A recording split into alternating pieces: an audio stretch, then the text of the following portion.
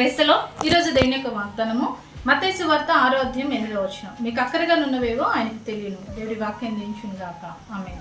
అవునండి, మీకు అక్కరగా ఉన్నవేవో నీ దేవుడికి తెలుసండి. ప్రతి అక్కర్లతో దేవుడు తీర్చే దేవుడు. క్రీస్తేసు మహిమలో మీ అవసరతలు దేవుడు తీరుస్తాడండి.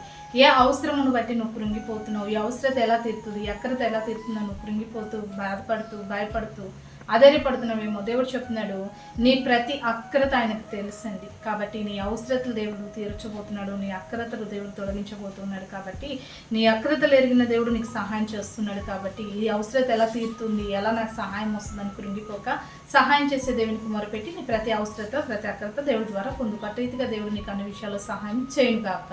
ఆమేన్. ప్రార్థన చేసుకుందామండి. సకల ఆశీర్వాదాలకు కారణభూతుడమైన మా పేపర్లకు తండ్రి యొక్క ప్రార్థన నేర్పిస్తున్న ప్రతి బిడ్డని జ్ఞాపకం చేసుకో. వారికి అక్కరగా ఉన్నవేవో నీకు తెలుసు ప్రభా, తెలిసే ఉన్నది ప్రభా. వారి అక్కరతలన్నీ కూడా క్రీస్తు మహిమలో నువ్వు తీర్చి వారికి సహాయం చేసి నెమ్మదిని దయచేయమని యేసు నామములో ప్రార్థిస్తున్నాను తండ్రి. ఆమేన్.